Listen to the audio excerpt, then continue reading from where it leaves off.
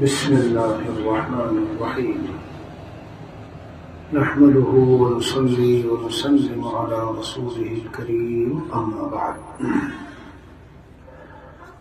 توفیق الہی فضل خداوندی سے اس وقت جو مضمون دل میں آیا کہ میں آپ کے سامنے پیش کروں وہ نماز کے تعلق سے ہے جی، جس کا خلاصہ یہ ہے کہ سالکین و طالبین جو خانقاہوں میں رہتے ہیں، اللہ والوں کے پاس آتے جاتے ہیں، تو چھوٹی چھوٹی باتوں میں تو کافی ذہن چلاتے ہیں اور اس کا خیال بھی کرتے ہیں اور فکر بھی بہت رکھیں گے۔ معمولی چیزوں میں بہت پوچھ تاچھ، معلومات، تحقیقات، اصلاح کی باتیں ہوتی ہیں، ٹھیک ہے، اچھا ہے، لیکن اس کے ساتھ جو اہم امور دیننا، ہمارے دینی معاملات میں سب سے اہم ترین اور سب سے اول نمبر پر ہے، یہ کہہ لیجئے وہ نماز ہے۔ اس کے بارے میں ایک تو ہے نماز پڑھنا، پڑھتے ہیں، عادت بنی ہوئی، بہرحال ماشاءاللہ اچھی عادت ہے، نماز 5 وقت کی پڑھنی چاہیے جی، مگر آج میں تھوڑا سا یہ بتاؤں کہ نماز کے سلسلے میں ہم میں جو غفلتیں پائی جاتی ہے، جس نوع کی، جس طرح کی، اگر وہ دور ہوں تو شاید یعنی یہ نماز ہی ہماری اصلاح کا ایک بہت قیمتی عمل ثابت ہوگا، بہت زیادہ دل کی اصلاح ہو جائے گی اور بہت کچھ کمیاں خامیاں صرف نماز کی صحت سے انشاءاللہ دور ہو جائے گی۔ حضرت حاجی شکیل صاحب ہیں، میں تو میری گمان کے مطابق جی یہ ہے کہ بہت بڑے اللہ والوں میں سے ہیں، صاحب دل اور بہت ہی سلجھے ہوئے قیمتی آدمی ہیں، جن کی صحبت میں رہ کر علم میں اضافہ ہو اور آخرت کی یاد تازہ ہو۔ اگرچہ حاجی صاحب ہیں، مگر بزرگوں کی صحبت سے انہیں وہ خزانے ملے ہیں کہ ان کی کتاب ہے درر آبدار، بڑے قیمتی موتی، مگر میں یہ کہتا ہوں کہ ساری ہی کتابیں قیمتی موتی کی طرح ہیں۔ یہاں بھی ایک چھوٹی سی کتاب میں لے کے آیا ہوں، تو انہوں نے اپنی کتاب میں ایک جگہ لکھا ہے کہ ان کے شیخ مولانا حنیف صاحب تھے، وہ مولانا عبدالحلیم صاحب، اور پھر ہوتے ہوتے سلسلہ وہی تھانوی رحمۃ اللہ علیہ، انہوں نے فرمایا کہ تم یہ چاہتے ہو کہ تمہاری اصلاح ہو اور مطلب یہ چاہتے ہو کہ اللہ والے بن جاؤ، دین میں عمدگی اور صفت احسانی حاصل ہو، میں نچوڑ خلاصہ بتا رہا ہوں کہ جی، تو فرمایا نماز کو بہترین بنا لو، شاندار بنا لو، بس دیکھنا اس کے بعد زندگی کے تمہارے سارے کام کیسے شاندار ہوتے چلے جائیں گے۔ تو لیکن ہمارا عام طور سے یہ ہے، میں نے یہ تحفۃ السالکین کتاب میں لکھا ہے، تحفۃ السالکین میں، کیونکہ میں دیکھتا تھا آنکھوں سے، خانقاہیں ہوں، مرکز ہو، تبلیغ کے مراکز ہوں، دینی جگہ ہوں، بہت ساری باتوں میں ادھر ادھر کی بہت کچھ کرتے جائیں گے ہم، لیکن نماز کو جس طرح، جس اہمیت سے، جس وقار سے، جس سنجیدگی سے، جس خشوع و خضوع سے، جس اطمینان قلبی سے، جس توجہ قلبی اور انابت اللہ سے، استحضار عظمت ذات خداوندی سے پڑھنا چاہیے۔ یہ بہت سے کلمات میں نے جو استعمال کیے سوچ سمجھ کر، وہ ہم نہیں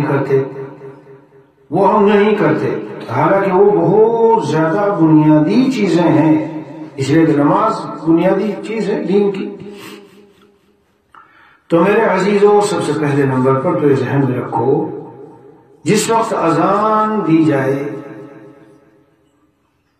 تو اذان دیتے وقت میں نے حضرت مفتی تقی صاحب کا عمل دیکھا ہے، کام میں ہے، تحریر و تصنیف میں ہے، چلا جا رہے ہیں، لکھے جا رہے ہیں، اذان شروع، قلم رک گیا، بیٹھ گئے جی۔ اس کو انگریزی زبان میں کہتے ہیں ریپلائنگ اذان اور رسپیکٹنگ اذان اور رسپونڈنگ اذان، یعنی پہلے کا معنی ہے کہ ریپلائنگ اذان، اذان کی کا جواب دو، ریسپیکٹنگ اذان، اذان کا احترام کرو، اور رسپونڈنگ غالباً یہی لفظ ہے، تو اس کا معنی ہے کہ اذان کے لیے جنہیں جس مقصد کے لیے پکارا ہے چل دو، بڑھو اس طرف کو۔ پہلا نمبر، ظاہر اگر باتیں کر رہے ہیں تو اذان کا جواب کہاں دیں گے؟ دوسرا نمبر، اذان کا احترام، دنیا کے جھمیلوں میں ہیں، ادھر ادھر مصروف ہے، تو کہاں احترام رہا؟ رسپانس، رسپانس فوزان، یعنی اب عملی طور پر اس کا جواب بھی دینا شروع کر دو کہ متوجہ ہو جاؤ، لگ جاؤ اس کے لیے لگ جاؤ، متوجہ ہو جاؤ۔ یہ سب نماز کے اس میں ہے۔ بندے مومن کو جب کانوں میں اذان کی آواز آئے تو ایک جیسے پہلے جو حالت تھی اس حالت سے ذرا تغیر آ جائے۔ اس کا پروف اور ثبوت اور دلیل حضرت نبی اکرم صلی اللہ علیہ وسلم کی زندگی میں ہے۔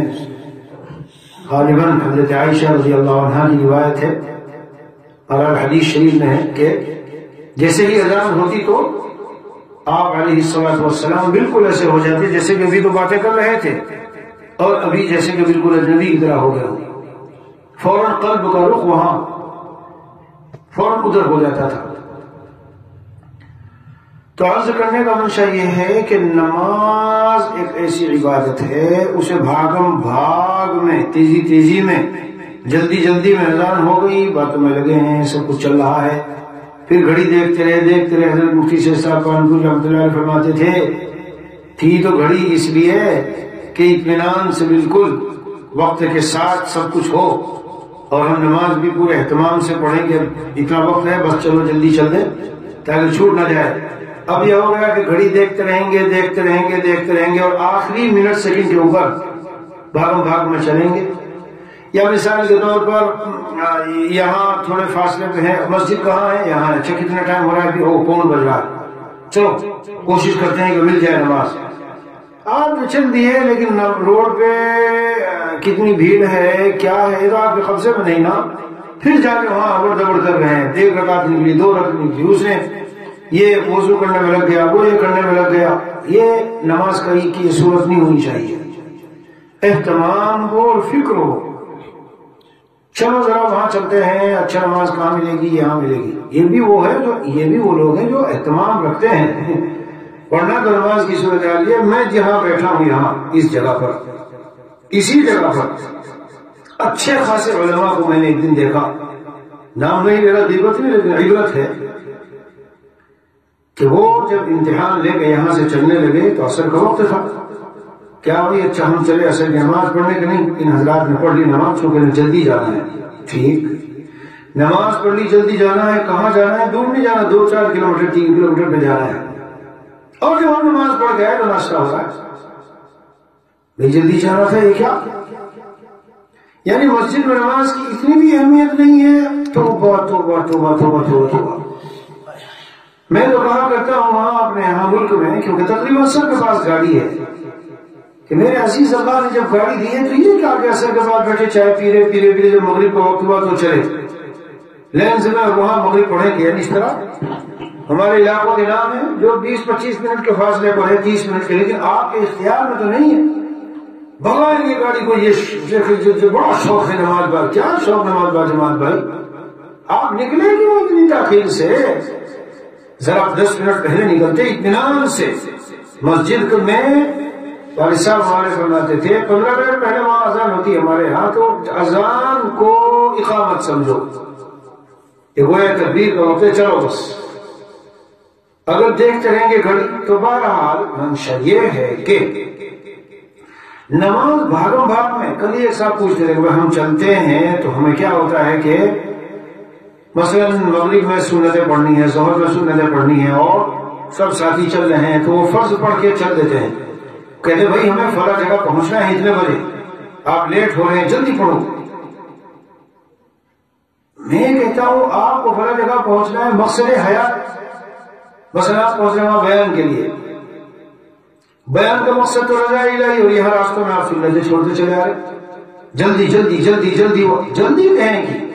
نماز جلدی میں کرنے کی چیز ہے ہی نہیں۔ جس وقت مسجد میں گھس کے کھڑے ہو گئے ہو نماز، یہ اطمینان و وقار سے کرنے کی چیز ہے۔ دل میں یوں کہو اب جو ہو سو ہو، آگے پیچھے ادھر ادھر کے کام جہاں ادھر ادھر ہو ہوا کرے، یہاں میں جلد بازی سے نہیں کام لوں گا، جلدی بھاگو، جلدی کر کے بھاگو، وہاں جانا ہے، کہاں جانا، کس لیے جانا ہے؟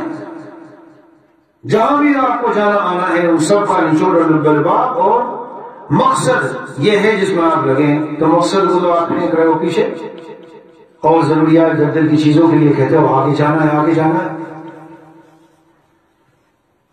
یہ سب ہمارے اندر مطلب وہ آ گئی، کمیاں خامیاں آ گئی، نماز کا اہتمام نہیں۔ جماعت سے مسجد میں نماز پڑھنے کا ہمارے حضرت شاہ ہردوئی رحمۃ اللہ علیہ فرمایا کرتے تھے کہ بھائی جب مسافر ہو سفر میں، حالانکہ یہ تو شروع باتیں سفر کی نہیں، یہ تو ذرا سا اس شہر سے اس شہر میں ادھر سے ادھر چلنے میں لوگ نمازوں کو دائیں بائیں کرتے ہیں، بیٹھے رہیں گے بات کرتے رہیں گے، بیٹھے رہیں گے بات کرتے رہیں گے، اثر کا وقت نکل کے چلے۔ میں تو واقعی کبھی کبھی اس قدر حیران ہوتا ہوں، اتنا حیران ہوتا ہوں کہ یعنی اپنی گاڑی ہے اور چل رہے ہیں اور 15 منٹ بچے، کیوں چل رہے ہیں یہ؟ اور اگر جانا تھا کیوں نہیں گئے اب تک؟ یہ کیا کر رہے تھے؟ ایسا کیوں نہیں گئے؟ کس وجہ سے نہیں گئے؟ 20 منٹ پہلے 30 منٹ پہلے کیوں نہیں نکلے کہ جا کے وہاں نماز کا اہتمام کرتے؟ جماعت سے اذان کو جماعت کا وقت سمجھو، اذان اتنے بجے نہیں سمجھو اتنے بجے نماز کھڑی ہوگی، تو ہمیں تو پہلے چلنا ہے، ہم تو جا کے مسجد میں بیٹھ، کوئی بات نہیں، بیٹھ جائیں گے، کوئی گناہ کا کام نہیں ہوگا اگر 10 منٹ پہلے جا کے مسجد میں بیٹھ گئے۔ لیکن یہ کیا کہ بھاگ میں بالکل رکھا تھا، یہاں اچھے ہم نے مشائخ علماء اور صلاحیتوں والے، لیکن میرے عزیزوں یہ تو کوئی بات نہ ہوئی نا۔ جس کو اہم امورنا حضرت عمر رضی اللہ عنہ میدان جنگ میں یہی فرمایا کرتے تھے، اے لوگوں، اے جہاد میں لڑنے والوں، دیکھ لو اگر اس میں گڑبڑی ہوئی تو سارے معاملات وہ ہوتے چلے جائیں گے۔ اس لیے میرے عزیزوں یہ بات خاص ذہن میں رکھو، نماز پڑھنی ہے، باجماعت پڑھنی ہے، مسجد میں پڑھنی ہے، تکبیر اولیٰ کے ساتھ پڑھنی ہے۔ کبھی کبھار کوئی عارض پیش آ تو 1 گھنٹے پہلے راستے میں ایکسیڈنٹ ہے، آپ کے بالکل اختیار میں نہیں ہے، وقت تھا 35 منٹ کا، لگا 1 گھنٹہ، اب آپ تکبیر اولیٰ کا ثواب پانے والوں میں ہے۔ ہاں، ایک اللہ والے ایسے ہی جب گئے مسجد میں تو دیکھا جماعت ہو گئی، دل سے ایک آہ نکلی، کیونکہ عادت نہیں تھی، معمول کے خلاف یہ واقعہ پیش آیا، دل پہ صدمہ ٹوٹا، وہ آہ ایسی نکلی کہ پوری مسجد اس آہ کے انوارات سے روشن ہو گئی۔ تو کوئی دوسرے صاحب نسبت اللہ والے بھی تھے جو مسجد سے نکل رہے تھے، کیا ہوا کہ یہ ہوا، کہا کہ میری اس دن کی آج کی باجماعت نماز جو پڑھی میں نے یہاں، آپ لے لو، اگر سودا کرنا ہے یہ آہ مجھے دے دو۔ کیوں؟ اس لیے وہ آہ بر محل تھی، وہ آہ بر محل تھی، یعنی کہ 15 منٹ باقی ہے اور وقت ہے 25 منٹ کا جانے میں، اور آپ بھاگ ہائے کیا کہتے ہیں، آپ تو چلے اسی طرح، آپ کا عذر قابل قبول نہیں۔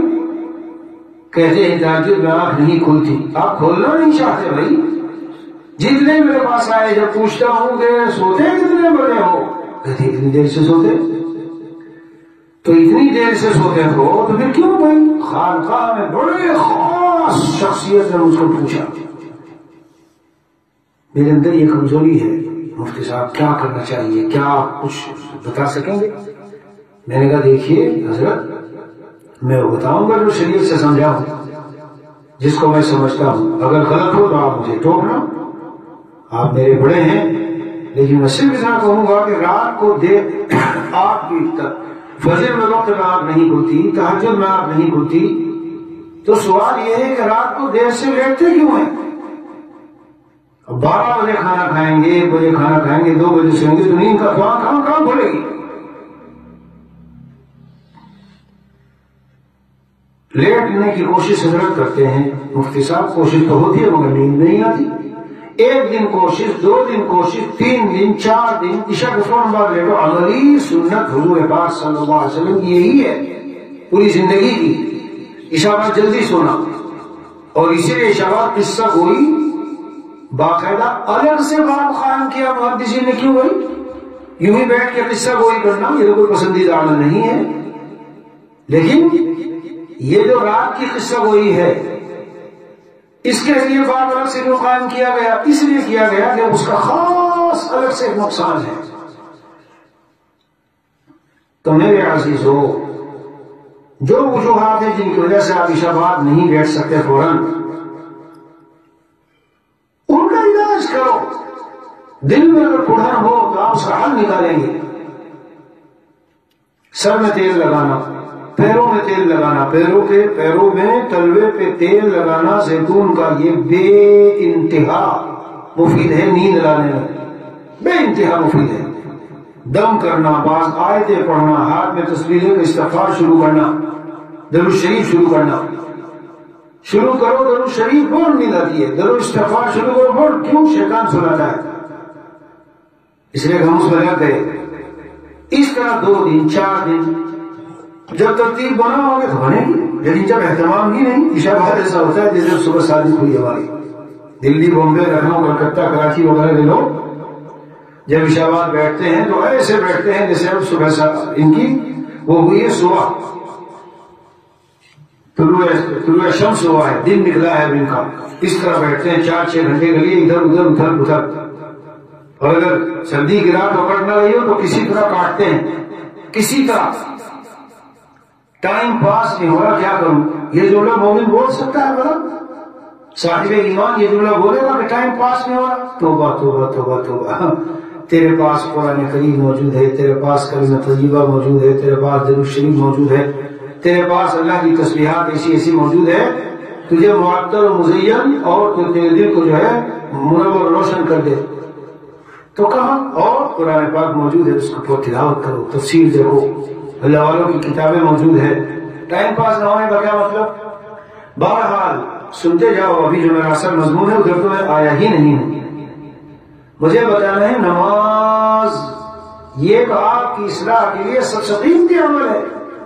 ہم جو چھوٹی چھوٹی چیزوں میں پڑھتے ہیں وہ تو سیکنڈ درجے کی چیز ہے، یہ تو اصلاح کا سب سے قیمتی عمل۔ نماز کو جب پڑھو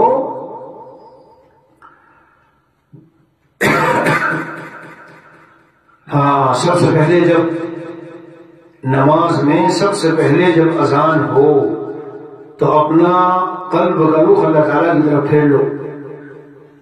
وقت آ گیا ہے، کہنے کا وقت آ گیا ہے، وقت آ گیا ہے اس وقت میں بارگاہ خدا بندی میں، احکم الحاکمین کی بارگاہ میں حضوری کا وقت آ گیا۔ احکم الحاکمین کی بارگاہ میں مجھے اب حاضر ہونا ہے۔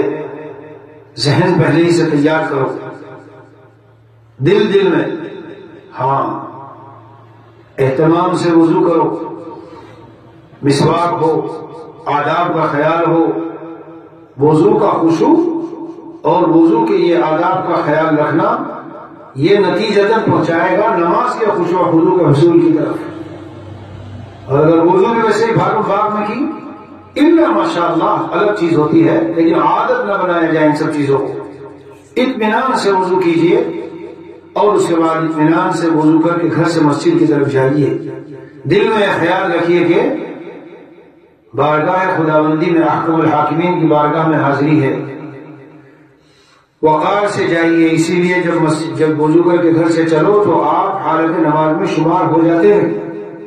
جلدی جلدی بھاگنا منع ہے باقاعدہ، بہت سے لوگ بھاگ کر رکعت پکڑتے ہیں، نہیں، حدیث پاک میں صراحتاً منع آیا، بھاگو مت، وقار کے ساتھ چلو باپ جی۔ اور جب مسجد میں حاضر ہو جاؤ، دل میں خیال لاؤ کہ اللہ کی بارگاہ میں اللہ سے ملاقات کے لیے آیا ہوں، اور ایک دن جب یہ پردہ ہٹ جائے گا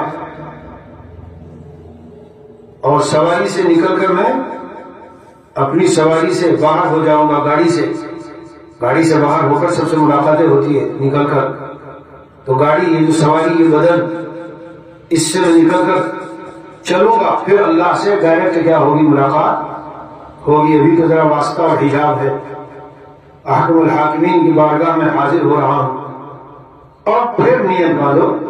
تو آپ جانتے ہیں کہ نیت میں اشارہ ہوتا ہے کہ سب کچھ کو میں نے پیچھے ڈال دیا، اب میرے دل دماغ میں کوئی چیز نہیں، یہ میرا اصل مضمون ہے۔ تو اب شروع ہو رہا ہے اس وقت کی جو میں بیان کرنا چاہتا تھا۔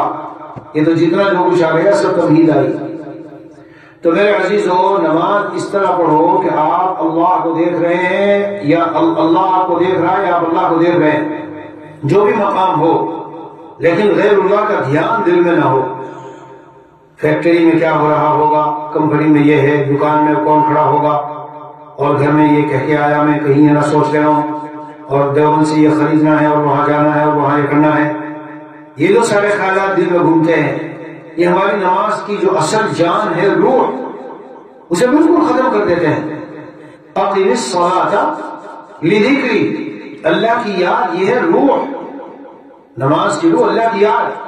اور آپ نماز پڑھ کے، ہم نماز پڑھ کے نکلے، پتہ چلا پوری نماز میں مجھے تو اللہ کا دھیان ایک مرتبہ نہیں آیا، بس کچھ کلمات رٹ رکھے ہیں زبان پر، وہ رٹے ہوئے کلمات جیسے ہی میں رکوع میں گیا سبحان ربی العظیم اٹھا دیے، اور گیا تو سجدے میں گیا تو سبحان ربی العظیم، بس وہ کرتے چلے گئے، سلام پھیرا تو پتہ چلا اوفو پوری نماز میں نے ختم کر دی، مجھے تو اللہ تعالیٰ کی طرف توجہ اور دھیان اور ذہن گیا بھی نہیں، یہ بھی نہیں پتا چلا قرآن میں کون سی صورتیں پڑھی گئی، خود کو بھی نہیں پتا، بس رٹی ہوئی زبان پر علم تھرا اور قل یا ایھا الکافرون وغیرہ رٹی ہوئی ہے، بس وہ پڑھ دی، پڑھ کے نماز پوری کر لی۔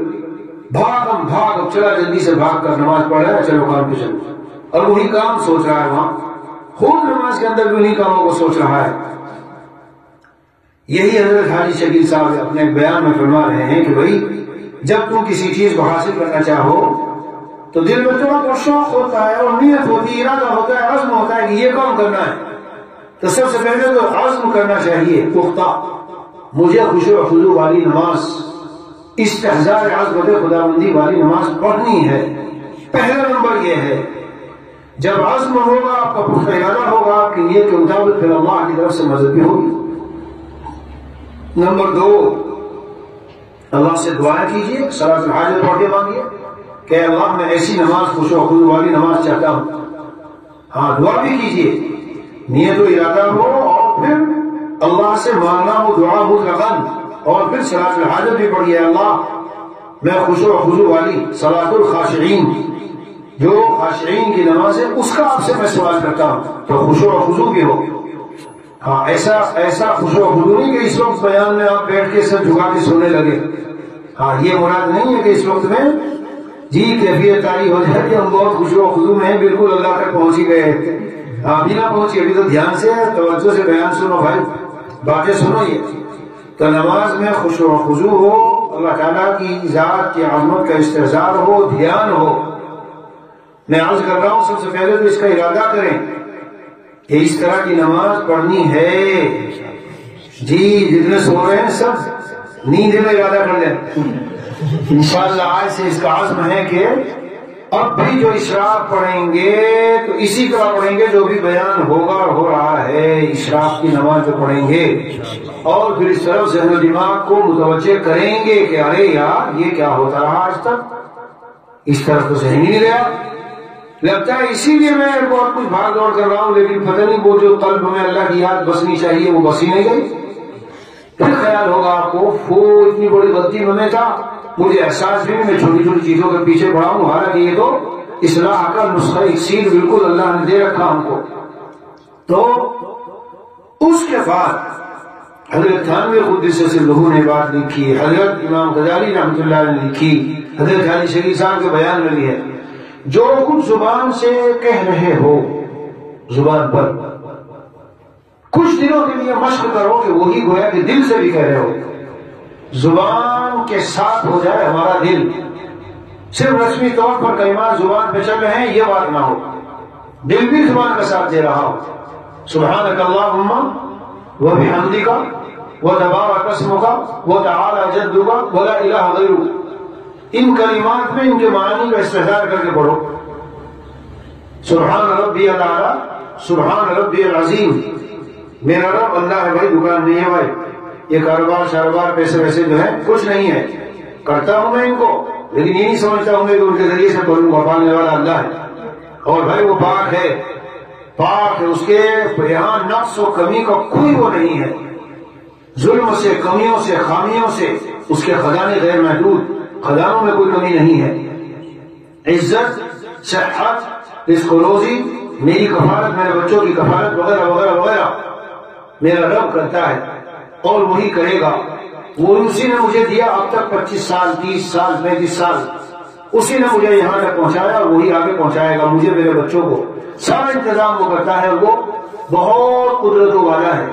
وہ ایسا ہے کہ اس کے سامنے ساری چیزیں ہیچ ہے۔ اکبر من کل شیء، ہر چیز سے بڑا۔ تو کوئی کتنا بھی طاقتور اور کیسا بھی دشمن اور کیسا بھی مخالف ہو، لیکن اللہ کا خاص، جی اللہ کی خاص نظر کرم اور تائید میرے ساتھ ہوگی تو میرا کوئی کچھ نہیں بگاڑ سکے گا۔ تو اس کے جو معانی ہیں، رب العظیم، عظمت والا اللہ ہے۔ ربنا لک الحمد، سورہ فاتحہ پڑھ رہے ہو، الحمدللہ رب العالمین، تمام تعریف اللہ کے لیے، سارے جہانوں کا رب ہے۔ حمیدنی عبدی مالک یوم الدین، وہ الرحمن الرحیم، اثنا علی عبدی، میرے بندے نے میری ثنا بیان کی۔ مالک یوم الدین، مجدنی عبدی، میرے بندے نے میری بزرگی بیان کی۔ ایاک نعبد و ایاک نستعین، ھذا بینی و بین عبدی ولعبدی ما سأل، یہ میرے بندے کے درمیان میں ہے اور میرے بندے کو ملے گا جو اس نے سوال کیا، کیونکہ ایاک نستعین کہہ رہا ہے اللہ ہم آپ سے مدد مانگتے ہیں، اور یہ بھی کہہ رہا ہے ایاک نعبد، آپ ہی کی عبادت کرتے ہیں ہم۔ تو بھائی جب آپ ہی اللہ ہی کی مدد مانگتے ہیں تو ذہنوں میں خاکے اور نقشے غیر اللہ کے ساتھ کیوں جڑے ہوئے ہیں؟ یہاں سے یہ امید ہے، وہاں سے وہ امید ہے، اس سے یہ مل جائے، اس سے وہ مل جائے، وہ مجھے کچھ ہدیہ دے دے، وہ عمرے کا ٹکٹ دے دے، وہ کوئی گاڑی دے دے، وہ میرا یہ کام کر دے۔ کیوں کیوں کیوں؟ جب ایاک نستعین پڑھتے ہو تو کیوں آخر یہ مدد اللہ سے مانگنے کا دعویٰ تو ہے؟ کوئی عبدی ما سأل، میں بندے کو دوں گا جو وہ مانگے گا، وہ آگے دعا ہے تو وہ قبول کریں گے اللہ تعالیٰ۔ کیا سورہ فاتحہ پڑھتے ہوئے ہمارا خیال کبھی آتا ہے؟ نہیں، ایسے پڑھی چھوڑ اور چل دیا آگے۔ ہر اس پر آیت پر اللہ کی طرف سے جواب مل رہا ہے۔ پھر ہم دعا مانگتے ہیں ہمیں صراط مستقیم کی ہدایت دیجیے۔ کیا مطلب ہے؟ اللہ ہمیں علم بھی دیجیے اور عمل کی توفیق بھی دیجیے، یہ خلاصہ ہے۔ کیونکہ مغضوب علیہم وہ ہے جن کے پاس علم تھا عمل نہیں کیا، ضالین وہ ہے کہ علم ہی نہیں تھا اور گمراہ ہو گئے۔ تو علم دیجیے اور عمل، اتنا کہہ رہے ہو ہم سب کو اور بچوں کو ڈال رکھا ہے اسکول میں، کچھ بھی کوشش نہیں دین سیکھنے کی۔ یہ کیسا ہوا بھائی؟ مانگ بھی رہے ہو ادھر اور کر رہے ہو جو کچھ اس کے بالکل خلاف۔ میرا کہنے کا منشا اس وقت نماز ہے۔ شیطان آئے گا، تمہارے خشوع و خضوع میں خلل ڈالے گا، توجہ کو ادھر ادھر کر دے گا۔ آپ کی توجہ ادھر ادھر کر دی، تلاوت قرآن اور بڑھا دو، توجہ ادھر ادھر کر دی، تسبیحات اور بڑھا دو۔ مثلا آپ نے سورہ فاتحہ پڑھی اور قل یا ایھا الکافرون، آپ نے دیکھا وہ 10 سیکنڈ کے لیے میرا دل کہیں چلا گیا تھا، قل یا ایھا الکافرون کے ساتھ اذا جاء نصر اللہ ملا دو۔ میں شیطان کو بھی توڑ کرتا ہوں اس کا، وہ جو 4 سیکنڈ کو ادھر ادھر گیا، میں ابھی اس سورت کو پڑھوں گا توجہ سے، پھر اس میں کچھ دیر ادھر ادھر گیا ذہن، تبت یدا ملا دو۔ میں دیکھتا ہوں شیطان تو کتنا وہ کرتا ہے۔ یہ جائز ہے سورتوں کا ملانا، نہ سمجھنا کہ ناجائز ہے۔ تو سبحان ربی العظیم رکوع میں گئے اور کچھ ذہن ہی نہیں، اور اب سمع اللہ لمن حمدہ کہتے اٹھنے والے مت اٹھو مت اٹھو، 5 اور 7 اور 9 11 اور 13 مرتبہ، جب کہ آپ امام نہیں ہے۔ جب امام کو تخفیف چاہیے، یہاں ہم اس ملک میں دیکھ رہے ہیں کہ نامعلوم کیا بات ہے، امام بڑے لمبے لمبے سجدے رکوع کرتے ہیں، اور اسی طرح جن نمازوں کے بعد سنتیں ہیں، جن نمازوں کے بعد ہے سنتیں ہیں، ان نمازوں کے بعد جلدی امام کو دعا کر کے اٹھ جانا چاہیے، لیکن لمبی لمبی دعا، اور قرات بھی بہت لمبی لمبی۔ قرات میں خیر کبھی ہے بھی چھوٹی، لیکن یہ چیزیں معلوم نہیں اس ملک میں، صرف میں یہاں دیکھ رہا ہوں ابھی جب آیا ہوں، 3 مرتبہ اچھی طرح اگر کہو یا تو 5 مرتبہ سبحان ربی الاعلی، سبحان ربی الاعلی، سبحان ربی الاعلی۔ اگر ایسے اطمینان سے کہو نا تو 3 مرتبہ کہو مقتدیوں کے لیے. وہ جب تک تیز تیز کہنے والے 5 اور 7 مرتبہ کہہ دیں گے. اور اگر تیز پڑھتے ہو سبحان ربی اللہ سبحان ربی اللہ سبحان ربی اللہ سبحان ربی اللہ سبحان ربی اللہ، یہ درمیانی وہ ہے. بس 5 کے بعد نہ جاؤ. 3 اگر بہت اطمینان سے پڑھتے ہو، نہیں تو 5. نفلوں کی بات میں کر رہا ہوں، یہ جو کر رہا ہوں نفلوں میں ایسا کرو. حاجی شکیل صاحب نے فرمایا کہ 2 رکعت روزانہ پڑھو اس نیت سے. نیت ہو اصل تو اللہ کی رضا، لیکن اس نیت سے پڑھو کہ اس نماز کو میں خشوع و خضوع ہی سے پڑھوں گا. میں یہ تعبیر نہیں کر رہا ہوں پریکٹس کے لیے پڑھو، یہ جملہ غلط ہے نماز کے لیے. اگر میں کہوں پریکٹس کے لیے، پریکٹس بھی نماز سے مقصود ہونی چاہیے. نماز سے اللہ کی رضا باقاعدہ عمل مقصود ہے، پریکٹس نہیں مقصود. وہ جو نماز میں جو کچھ ہم عبادات کر رہے ہیں وہ مقاصد میں سے ہے، یعنی حقیقیہ اور اصلیہ مقاصد. اور نماز مقصد اصلی ہے، اس کو پریکٹس نہیں کہیں گے کہ پریکٹس کے لیے نہیں. یہ جملہ مجھے میری طبیعت ایوا کرتی ہے بولنے سے کہ نماز پڑھو پریکٹس کے لیے نہیں. تو نماز کو مقصود بنا کے پڑھو، لیکن یوں کہو نماز کو میں پڑھوں گا خشوع و خضوع سے 2 رکعت روزانہ. اگلے دن پھر پڑھوں گا، پچھلے جو کمی رہی اس کو پورا کروں گا، پھر پڑھوں گا جو کمی رہی اس کو پورا کروں گا. اس طرح 2 نفل پڑھنے کر خشوع و خضوع والے جو کلمات کے ترجمے ہیں، زبان کو دل کو زبان سے ملانا ہے. یہ بات بتائے دیتا ہوں ابھی کہ جو شیطان نماز میں آتا ہے وہ بڑا پاورفل تو اس کو تو پاور دیا ہی گیا ہے. وہ بہت زیادہ وہ ہے مکار اور شریر. نماز کی نیت باندھو تو فوراً عارف میاں کو کہتا ہے اب میرا اسکریم اور کوفی کو یاد کرو. فوراً سے پھل بیچنے والوں کو کہتا ہے آج کے پھل کا ٹرک وہاں، یہ اذکر قضاء حدیث شریف کے الفاظ. شیطان کے کہتا ہے یہ بات یاد کر، یہ بات یاد کر، یہ بات یاد کر. جب مجھے آ کے کہتا ہے تو میں کہتا ہوں ٹھیک ہے. تیری شرارت سے میں اتنا تو سمجھ گیا کہ جو نبی جس نے خبر دی وہ واقعی سچے نبی ہے، وہ واقعی پکے سچے نبی من جانب اللہ ہے. مجھے تیری سمجھ سے اتنا تو فائدہ ہو گیا. حضرت تھانوی نے فرمایا اختیار سے وساوس نہ لاؤ، غیر اختیاری آئے تو پریشان نہ ہو. اختیار سے نہ لاؤ، ورنہ بھی مجھ سے پوچھیں گے حضرت ہمیں بہت وسوسے آتے ہیں. تو میں عرض کروں گا آنا برا نہیں، وسوسوں کا لانا برا ہے. لائیے نہیں، سوال حضرت لاتے تو ہم کبھی بھی نہیں. یہی تو لانا ہے کہ آپ توجہ سے نماز نہیں پڑھ رہے ہیں. جو عرض کیا جا رہا ہے ان دعاؤں کے اور ان کے کلمات کے معانی ذہن میں رکھیے اور دل کو ان کے معانی کے ساتھ جوڑ دیجیے. سوال جسے معنی یاد نہیں تو الفاظ پر اپنی توجہ رکھیے. حضرت تھانوی قدس نے کہا کہ النفس لا تتوجہ الى شیئین مختلفین فی آن واحد. ایک وقت میں ہمارا نفس 2 مختلف چیزوں کی طرف متوجہ نہیں ہو سکتا. یہ فلسفے کا قاعدہ ہے، یہ بالکل درست ہے. تو آپ کس طرح متوجہ رکھو گے نہیں ہوگا دوسری طرف. پھر بھی کچھ تھوڑا بہت آتے رہے وسوسے، پریشان نہ ہو. لائیے نہیں قصد سے ارادے سے، جب آئے تو اپنے قصد ارادے سے انہیں دفع کیجیے. لیکن اگر آپ دنیا میں اتنے منہمک ہیں اور مختلف قسم کی چیزوں کو آپ نے اپنے دماغ پہ چھا رکھا ہے، چھائی ہوئی ہے وہ، تو قصور ہے آپ کا. اس جملے کی شرح کر رہا ہوں، بہت سے لوگ اس جملے کو کہہ کے چھوڑ دیتے ہیں. وسوسے آئے تو برا نہیں، لائے نہیں. میں کہتا ہوں آئے اگر ایسے شخص کے لیے جس نے دنیا کو اپنے اوپر اوڑھنا بچھونا بنا کے مسلط کر رکھا ہے اور کھویا ہوا ہے وہ دنیا میں، تو برے ہیں آنے. کیوں؟ اس لیے کہ وہ تو گرا ہے نہیں. ان کا کیا قصور؟ جواب رات دن اسی فکروں میں ہے، جواب رات دن فکریں ہی وہی ہے.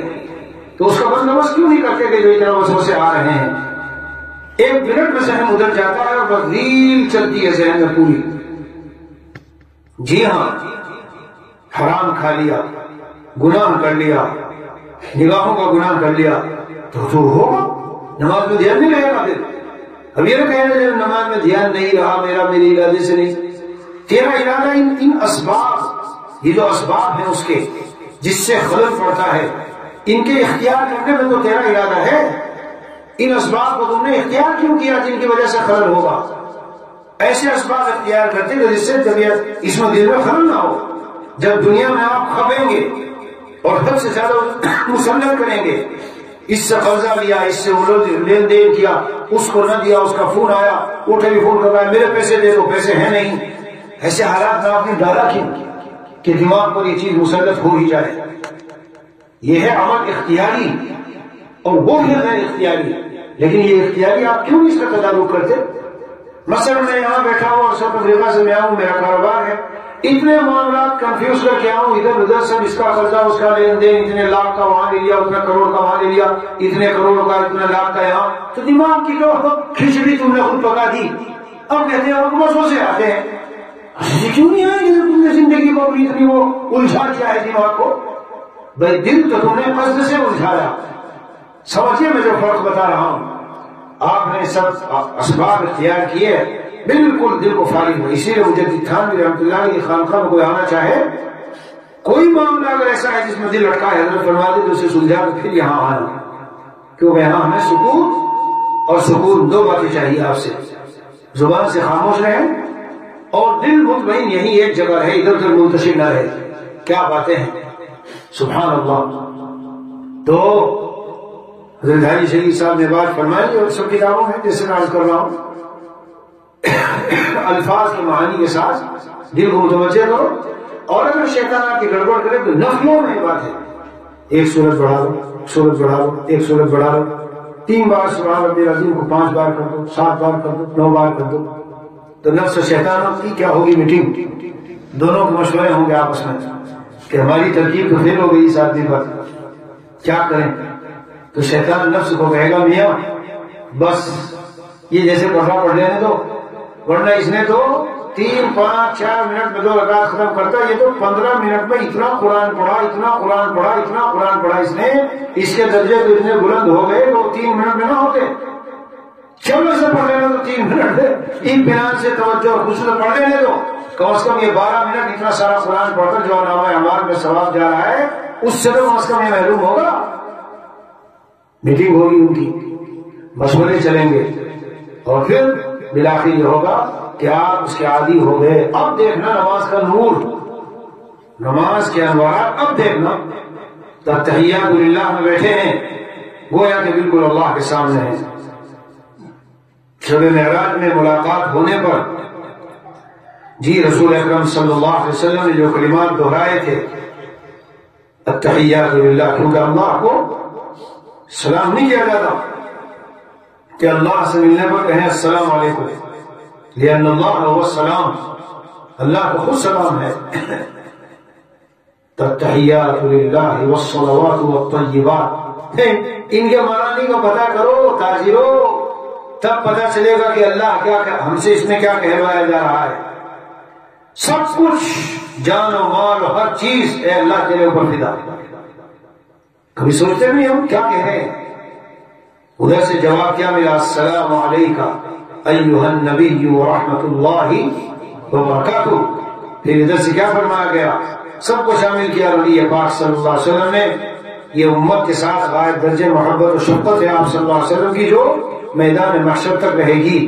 السلام علینا وعلی عباد اللہ الصالحین. اسی سے میرے شیخ عارف باللہ حضرت والا شاکی مختصر صاحب نور اللہ منخدم نے عجیب نکتہ نکالا. کیا فرمایا، اے سالکوں اور طالبوں، تہجد ہمیشہ پڑھا کرو، کیونکہ تہجد کے بارے میں حدیث پاک میں آیا انہ دأب الصالحین منکم، صالحین کا تم میں سے جو تھے ان کا طریقہ رہا ہے. تو اس حدیث کی روح سے تہجد پڑھنے والے صالحین ٹھہرے. اور ادھر یہ تحیات ہم پڑھتے ہیں نماز میں اور کہتے ہیں السلام علینا وعلی عباد اللہ الصالحین. تو پوری دنیا کے نماز پڑھنے والے، اللہ والے، غیر اللہ والے، مومنین ایمان والے، بڑے اللہ والے اور کم درجے والے، ان کی جو دعا ہے السلام علینا وعلی عباد اللہ الصالحین میں تہجد گزار شامل ہو گیا. ساری دنیا کے ایمان والوں کی دعا مل رہی ہے نمازیوں کی. میں تو کبھی اعلان کیا کرتا تھا حضرت کے ہاں بیان ختم ہونے کے بعد، اے بھائیو اعلان سنو. حضرت تشریف فرما ہوتے تھے، جی بیان سنا پھیلا کر ایک ضروری اعلان سن لو. اللہ تعالیٰ ہر دن سمائے دنیا دنیاوی آسمان پر آ کر اعلان کرتے ہیں ہے کوئی مجھ سے مانگنے والا, ہے کوئی سوال کر دعا کرنے والا کہ میں قبول کروں, مانگنے والا کہ میں دے دوں, استغفار کرنے والا کہ میں بخش دوں. جیسے رمضان کے مہینے میں کوئی دولت مند دروازے پہ باہر کھڑا ہو کے آواز لگائے بھائی ہے کہ کوئی آس پاس میں ذرا غریب فقیر کوئی آ جاؤ, یہ میں اپنی جو ہے وہ کیا کہتے ہیں تھیلی لیے بھرا کھڑا ہوں یہاں پیسوں کی, یہ بریف کیس پیسوں سے بھرا ہوا ہے, آ جاؤ جو کوئی ہو آس پاس میں آ جاؤ. تو کیا معنی ہے اس کے؟ دینے کے لیے وہ بیچارہ تیار بالکل ہے, تیار بالکل, لاؤ آ جاؤ. ہاں یہ انداز بتا رہا ہے. تیاری کا معنی ہوتا ہے کھیت کو آپ نے جوت دیا, پانی دے دیا, سب کر دیا, اب تیار ہے وہ کاشت کے لیے بیج ڈالنے کے لیے, تو پھر ڈالو بھی ضرور دے گا, تو مانگو اور ملے گا, مانگو اور ملے گا. ہم غفلت میں سوتے ہیں. میاں ہیلے بہانے سب نہیں چلنے والے, اور چلیں گے تو مخلوق سے کیا, ہم کو اصل اللہ سے خزانوں سے لینے کا عادی ہونا چاہیے. شب اخیر میں اٹھنا اور سالک بننا چاہتے ہیں, اور مطلب یہ کہ ہمیں عشق ہو جائے اور اللہ سے محبت مل جائے اور یہ ہو جائے, اور رات میں اٹھنے کو تیار نہیں ہو, یہ بہت مشکل ہے بھائی. صاف صاف بات ہے, عطار ہو, رومی ہو, راضی ہو, غزالی ہو, کچھ ہاتھ نہیں آتا بے آہ سحرگاہی. بہت سے لوگ مجھے عذر بیان کرتے ہیں, وہی عذر دوسرے حضرات کو بیان کرتے ہیں, وہ کہتے ہیں کوئی بات نہیں, رات کو سننا تو وطروں میں پڑھ لو. میں نہیں کہتا جلدی سے یہ بات, نہ میں نہیں کہوں گا, کیونکہ وہ عذر اگر ایسا ہے کہ جو قابل قبول ہے اور اس کی واقعی کوئی وجہ ہے تب تو ہم کہیں گے. لیکن اگر ویسے ہی خاص ہم نے ذہنی طور پر عذر بنا رکھا ہے, وہ ایسا عذر ہے کہ اس کو ظاہر کرنا ہمارے ہاتھ میں ہے, تو اصل کو کیوں چھوڑا پھر ہم؟ جو اصل روایت میں آیا ثلث اللیل الاخیر میں اللہ آسمان دنیا پر آ کر اعلان کرتے ہیں, یہ سوالات کرتے ہیں, دعائیں کرائیں گے, بزرگوں کے پاس جائیں گے, علماء سے کہیں گے, تعویذات لیں گے. صحیح حدیث ہے, صاف معنی مطلب ہے, اس وقت اٹھو اللہ سے مانگو اگر آپ حلال کھانے والے ہوں. بس یہ ہے جس نے امت کو یعنی سمجھ لیجئے کہ شہرت پہ جا کے چھوڑا ہوگا ہے, یہ کہہ لو آپ. کون سا؟ یہ جو حرام کھلانا ہے. انسانوں نے, قوموں نے, غیروں نے ہمیں اس طرز سے ایسے اندازوں سے حرام داخل کر دیا, قبول ہی نہیں ہو رہی دعا, قبول ہی نہیں ہو رہی. مجھ سے محبت کا تعلق رکھنے والے بھائیوں, حرام سے بچنے کا خاص اہتمام رکھو. سود حرام, ہاں تو سب جانتے ہیں. شراب حرام, یہ بھی سب جانتے ہیں, ہاں حرام. چوری کمار حرام سب جانتے ہیں. حلال کی فارم اور شکل میں ہو کے جو حرام ہم پہ پہنچ رہا ہے, یہ ذبیحے کے معاملات. میں فتویٰ نہیں دے رہا کہ بس چھوڑ دو سے کھانا حرام ہے, لیکن جو بات بتا رہا ہوں وہ ریئلٹی ہے. اتنے نازک ہیں اس وقت میں کہ شادیوں میں جو ہزاروں قسم وہ ذبح ہوتے ہیں, بچے نوجوانوں کو لگا دیتے ہیں, چھٹ چھٹ چھٹ چھٹ چھٹ. کبھی گٹکا کھائیں گے, کبھی وہ گانا گائیں گے, کبھی کسی کو گالی دیں گے, کبھی پکارے گا, ادھر ہاتھ تو جاری, ہاتھ تو چل ہی رہا ہے, چھٹ چھٹ چھٹ جاری ہے. اور وہ جو پیٹ میں کھانا گیا 40 دن تک نہ عبادت قبول نہ نماز قبول, بتاؤ کیا کرو گے؟ گئے 40 دن تک آپ کو ایک نشانے پہ تیر ان کا لگ گیا, اور گئے آپ ہوٹل میں کسی بھی گھس جائیں گے, مسلمان کا ہوٹل. ارے میرے پیارے, مسلمان کا ہونا کافی نہیں ہے آج کے حالات میں. سوال کیا وہ حرام ہے؟ جواب نہیں. حرام کا فتویٰ ظاہر پر دیکھ کے لگتا ہے ہم کیوں کہیں حرام خام خواہ, لیکن ہم اپنے کو اگر بچائیں تو کیا مصیبت ہے.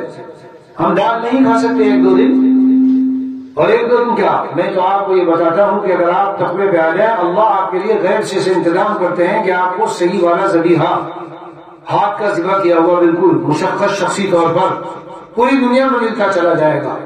بس آپ جمیں اس پر, خواہشات پر قابو پائیں اپنی.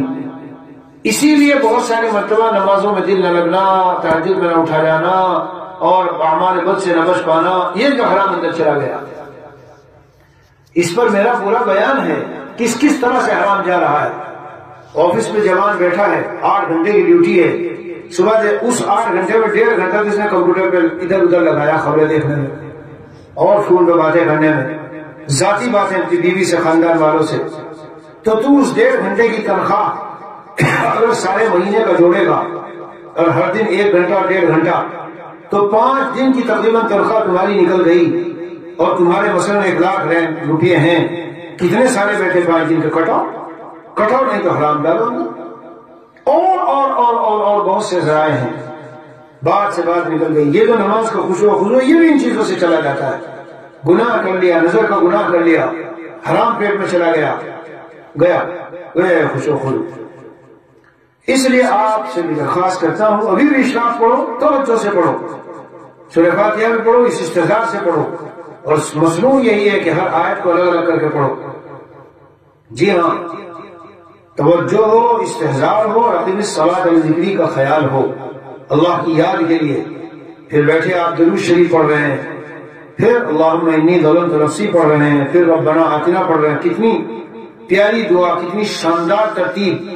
پہلے تحیات, التحیات جی اور طیبات, پہلے یہ آیا جو میں بتاتا ہوں, پھر درود شریف آیا, اور پھر اس کے بعد جو ہے اللہم انی ظلمت نفسی پڑھ کے نماز ختم ہو رہے ہیں اور کہہ رہے ہیں ظلمت نفسی. اشارہ ہے کہ میں یا رب ما عبدناک حق عبادتک, جیسی عبادت ہونی چاہیے ویسی نہیں ہوئی. پھر ربنا آتنا فی الدنیا حسنہ, دعا ہے, کتنی جامع دعا ہے یہ. دنیا میں حسنہ اور آخرت میں حسنہ. کچھ لوگ یہ سمجھے دنیا میں حسنہ نہیں مال, اور آخرت میں حسنہ جنت. میرے پیارو, دنیا کے اندر حسنہ مانگا جا رہا ہے, دنیا نہیں مانگی جا رہی, دنیا نہیں مانگی جا رہی. دنیا کے اندر حسنہ, عافیت ہے, صحت ہے, دین پر چلنا ہے, اور جتنی ساری یہ نعمتیں سب حسنہ ہے. بہت ہی زیادہ جامع دعا ہے, کیوں نہ ہو کلام الہی ہے بھائی. اس لیے میں عزیزوں توجہ اور دھیان کے ساتھ اچھی طرح دل لگا کے نماز پڑھنا سیکھو. ہاتھ پیر نماز میں زیادہ نہ چلاؤ. اور یہ بھی 90% لوگوں کی عادت ہے, جب رکوع سے اٹھیں گے تو دونوں ہاتھوں سے کرتے کو صحیح کرتے ہیں. یہ عادت ایک خاص نقطہ بتاؤں گا. یہ عادت ایسی ہے کہ آدمی کو خود نہیں اس کا احساس ہوتا, تو اپنے کسی میں گھر کو, بیوی وغیرہ کو کہہ کے رہے, یا دوستوں کو کہہ کے رہے میں نماز پڑھتا ہوں, اس نظر سے دیکھنا میری نماز میں کہیں خواہ عمل تو نہیں ہے کہ میں ہاتھوں کو استعمال کر رہا ہوں. کیونکہ جب عادی ہو جاتا ہے نا اسے احساس نہیں ہوتا. تو باقاعدہ بہت سو کو میں دیکھا کہ دونوں ہاتھوں سے اچھی طرح کرتا بالکل سیدھا سیدھا کرتے ہیں. ایسا تو ہوگا کہ دونوں ہاتھ لٹکے ہوئے اور معمولی سا ہلکی سی انگلیوں سے کچھ اشارہ کر لیا, لیکن باقاعدہ پورے دونوں ہاتھوں سے کرتے کو صحیح. پھر اٹھیں گے, پھر کریں گے, پھر سجدے سے اٹھیں گے, پھر کریں گے. یہ سب جب نماز اچھی طرح خشوع و خضوع سے نہ ہو میرے عزیزوں, پھر اس کی افادیت وہ نہیں ہے, اور پھر یہ اقامت صلاۃ نہیں رہتی. ایک ہے نماز پڑھنا, ایک ہے نماز کی ادائیگی صحیح طرح. ظاہری جو سنتیں ہیں ان کو بھی پورے طور پر اہتمام ہونا چاہیے. میں ہمیشہ آتا ہوں تو ایک بار ظاہری سنتوں کے اعتبار سے نماز کی پریکٹس کرایا کرتا ہوں. اس سال تو ابھی تک ہوئی نہیں, بہرحال دیکھیں گے اگلی جمعرات میں اگر موقع ہوا تو ہم اعلان میں بھی لکھ دیں گے کہ اس جمعرات میں عملی, اور ہو سکتا ہے کہ اگلی جمعرات کو دیوبند میں کسی مسجد میں پروگرام ہو, وہاں بھی لکھ دیں گے کہ بیان کے بعد یاد دلا دینا بس آپ میں سے کوئی ساتھی نماز کی سنتوں کے مطابق نماز پڑھنے کی عملی مشق بندے نے حضرت ہدوری نے یہاں کی, اور وہاں آزاد گل میں مشائخ کے ساتھ. اور پچھلے سال تو زبردست 3 سال پہلے جب بنگلہ دیش جانا ہوا تو وہاں تو ماشاءاللہ حضرت محی سنہ کے بڑے بڑے خلفاء ہیں, کئی ہزار علماء. جی مجلس دعوت الحق کے عنوان سے چتراباری ایک جگہ ہے, وہاں مدرسہ ہے بہت بڑا, وہاں ہے حضرت مولانا مفتی محمود الحسن جو بنگلہ دیش کے چوٹی کے 3-4 علماء میں سے 3-4, بس اس سے زیادہ ان کے ہم پلہ نہیں ہے. 3-4 علماء میں امیر العمرا کہلاتے ہیں ان کو. بہرحال تو وہاں بھی مجھے کہنے لگے آپ تو مشق میں شامل ہو رہے ہیں, آپ تو اسلام میں شامل ہو جاؤ. میں نے کہا نہیں بھائی, میں تو محتاج ہوں, میں مشق ہی میں شامل ہوگا تاکہ کہیں کوئی کمی ہو تو سامنے آئے. علی کل حال ظاہری اعتبار سے بھی سنتوں کی پوری رعایت ہو. بعض مشائخ تک کو ہم نے دیکھا جن کے خود مریدین اور خلفاء ہیں, سجدہ کرتے ہیں تو کس طرح ایک ہاتھ کو ایسے دبا لیں گے اور یوں اٹھا لیں گے دوسرے کو. معلوم نہیں ادا کہاں سے آئی, بہت لوگوں کو میں دیکھتا ہوں پتہ نہیں کہاں سے آئی یہ چیز. حالانکہ دونوں ہاتھوں کو کشادہ رکھنا چاہیے, جی کھلا ہوا رہنا چاہیے, اور سجدہ کشادگی کے ساتھ کرنا چاہیے. ہاں کوئی ضعیف ہے, کمزور ہے, بیمار ہے, کوئی اور عذر ہے اور وہ ہاتھ لگا کے وہ کر رہا ہے وہ الگ بات ہے. کسی پر فتویٰ نہیں لگانا چاہیے، حسن ظن رکھنا چاہیے. حسن ظن کا تقاضا یہی ہے جب ہم کسی کو دیکھیں کہ شاید ان کو کوئی عذر رہا ہو. بہرحال یہ سب باتیں ہیں اصلاح نماز کے تعلق سے. میرے عزیزوں ان کو توجہ کے ساتھ دھیان سے اذان ہوتے ہی دل دماغ متوجہ ہو جائے اور بس تیاری شروع کر لیں. آدھا گھنٹہ پہلے کی اذان تو حقیقت یہ ہے یہ ایک بے معنی سی ہو کے رہ گئی. یہ جو مضمون ہے مفتی سعید صاحب رحمۃ کا ہمارے وہ فرماتے تھے اتنے پہلے سے اذان اس کا کوئی معنی مطلب نہیں رہ جاتا. 15 منٹ پہلے ہونی چاہیے اور ہوتے ہی اذان، بس وضو وغیرہ کر کے سنتیں پڑھ کے متوجہ مسجد کی طرف.